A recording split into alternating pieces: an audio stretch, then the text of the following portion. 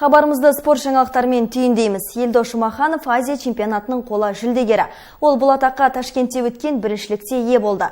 Өзбекстан астанасында ұйымдастырылған чемпионатта ел намысын қорғаған балуандар жекелей сында 3 алтын, 2 күміс, 4 қола медальмен жалпы есепте 3-ші орынды иеленді. Ал осы жолда Шоқыр Бөлтекұлы спорт мектебінің шәкірті Елдос Жұмаханның да үлесі мол.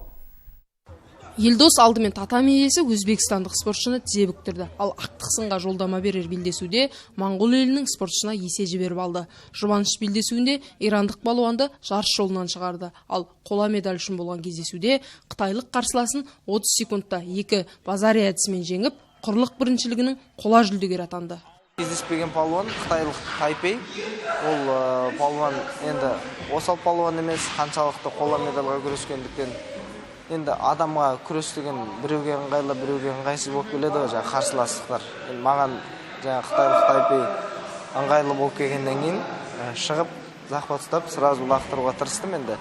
Соның арқасында таза жеңіске жетті. Осы Азия чемпионатында қола медальға ие болғаным, және де оның алдында жарыстарда, басқа да жаңа сборлық жиындарында мысалға қатысып жүргендердің барлығы осынау Маңғыстау спорт басқармасының және де Шоқыр Бөлтекұлы атындағы шеберлік спорт мектебіне алғысымды айтқым келеді, және де осы барша маңғыстаулықтарға осындай қолдау көрсетіп отырғандарына мыңда бір алғысымды айтқым келеді.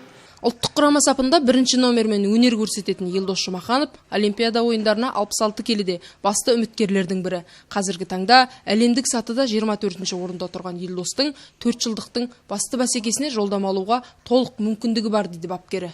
Алдағы жоспарымыз Бакуде өтетін әлемдік гранд-слам үлкен дуылға дейді.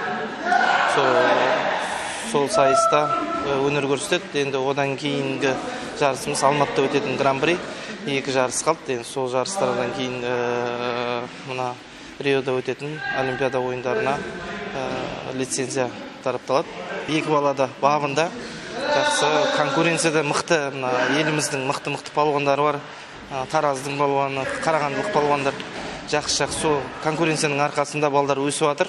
Жазғы ойындарға ұпай жинауға дзюдошыларды халықаралық 2 жарыс күтіп тұр. Ал әзірше Елдостың еншісінде 742 ұпай бар. Азия чемпионатынан кеше ғана оралған жерлесіміз енді Риодағы ойындарға ұпай берер жарыстарға әзірленбек. Ақсындар табылды. Амангелді Тұрахмет, жаңалықтар.